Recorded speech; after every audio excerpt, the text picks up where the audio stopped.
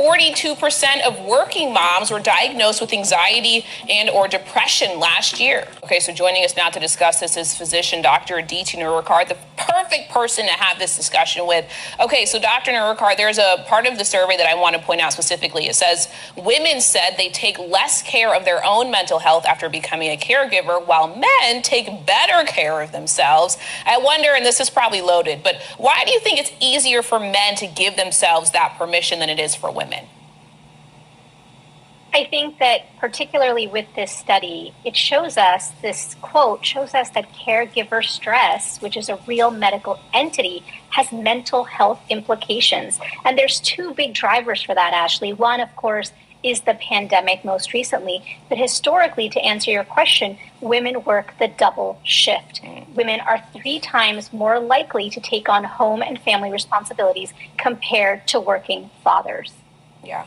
Okay, so we have a quick throwback here that people were reminded of around here. So there's an episode of Grey's Anatomy. It highlighted the importance of moms taking care of themselves. We're going to play a clip and then chat. You know, that feeling that you have to keep going no matter what, that is all on your shoulders. It's something that we're taught as women, as Black women. And I'm guilty of it. And the pressure to keep this place running.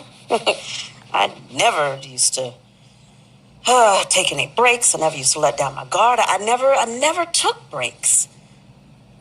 And then I had a heart attack in my 40s. The iconic Dr. Bailey. Okay, so she says in that scene, rest is not a dirty word. Rest is not laziness. Would we talk about high-functioning depression, which is essentially what she's describing there? What are some of the signs that someone who's suffering from it that we, the people around them, may not even recognize?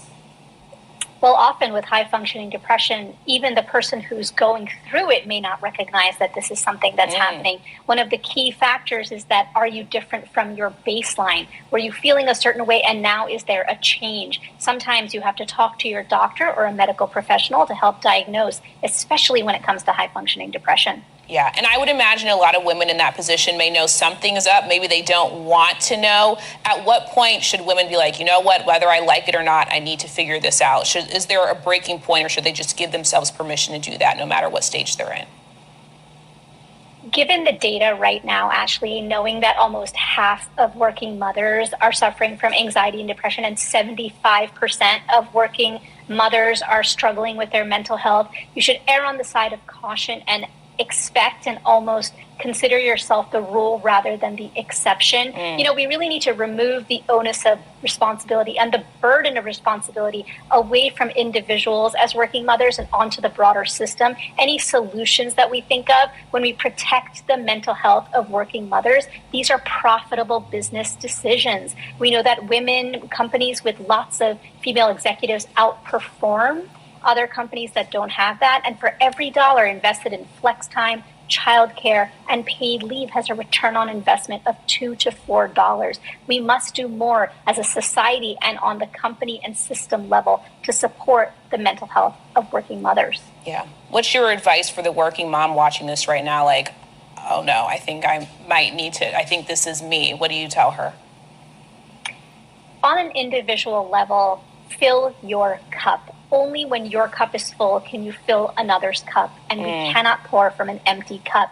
But also give yourself some grace and come at it with a sense of self-compassion. Like I said, the onus and burden of responsibility is not yours to carry alone. It has to be a societal phenomenon, company-wide.